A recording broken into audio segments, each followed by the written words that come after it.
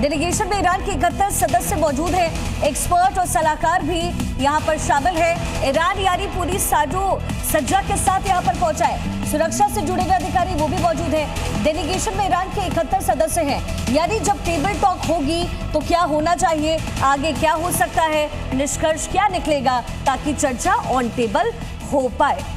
और इस वक्त की सबसे बड़ी खबर है, इस्लामाबाद से कुछ ही वक्त में पाकिस्तान पहुंचने वाले हैं जेडी वेंस। इस्लामाबाद में लैंड होने वाला है जेडी वेंस का विमान। ईरान से बातचीत के लिए जेडी वेंस पहुंच रहे इस्लामाबाद। तो एयरफोर्स 2 में सवार होकर जेडी वेंस कुछ ही वक्त में इस्लामाबाद पहुंचेंगे। ईरान से शांति वार्ता पर बातचीत होगी और इसमें अमेरिका की तरफ से सबसे बड़ा चेहरा खुद उपराष्ट्रपति जेडी वेंस हैं, जो इस डेलीगेशन को लीड कर रहे हैं। कल देर रात ईरान का डेलीगेशन पहले इस्लामाबाद पहुंच चुका है और अब से कुछ ही देर बाद जेडी वेंस पहुंचने जा रहे हैं। आज डिप्लोमेसी के टेबल टॉक पर क्या फैसला होता है, ये इस समय पूरा विश्व देख रहा है।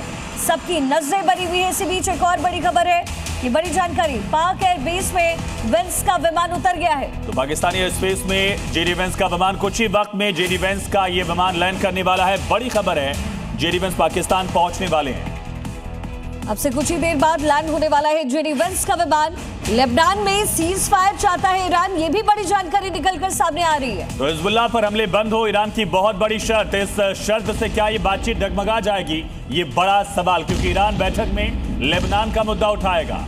और इजराइल की तरफ से साफ तौर पर कहा गया है कि लेबनान पर हमले इजराइल के नहीं रुकेंगे। ऐसे में ये एक शर्त जो ईरान की तरफ से रखी गई है, क्या ये शर्त मानी जाएगी? और अगर अमेरिका इस शर्त पर मंजूरी दे भी देता है तो इजराइल का रुख क्या कुछ रहेगा?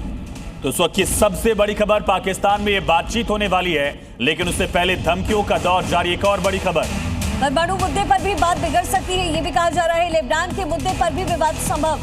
तो लेबनान में सीज फायर नहीं चाहता इजराइल। हॉर्मुज स्ट्रेट पर भी एक राय नहीं है दोनों देशों की, यानी अमेरिका और ईरान के बीच पहले से ही विवादों का जो दौर दिख रहा है, वो विवाद बातचीत में और ज्यादा बढ़ सकता है। हमारे साथ गेस्ट का बड़ा पैनल इस समय मौजूद है। कैप्टन श्याम कुमार, रक्षा विशेषज्ञ के तौर पर, कर्नल तेज टिक्कू, रक्षा विशेषज्ञ स्टूडियो में मौजूद, कर्नल अनुराग शुक्ला, रक्षा विशेषज्ञ, और group captain UK Devnath sir भी यहाँ पर स्टूडियो में मौजूद हैं। सबसे पहले श्याम सर, अगर यहाँ पर बातचीत नहीं बनती है क्योंकि शर्तें रखी जा रही है, जाहिर है इजराइल इस पर शायद संभावना है कि ना माने, ऐसे में क्या नेवल एस्केलेशंस हो सकते हैं?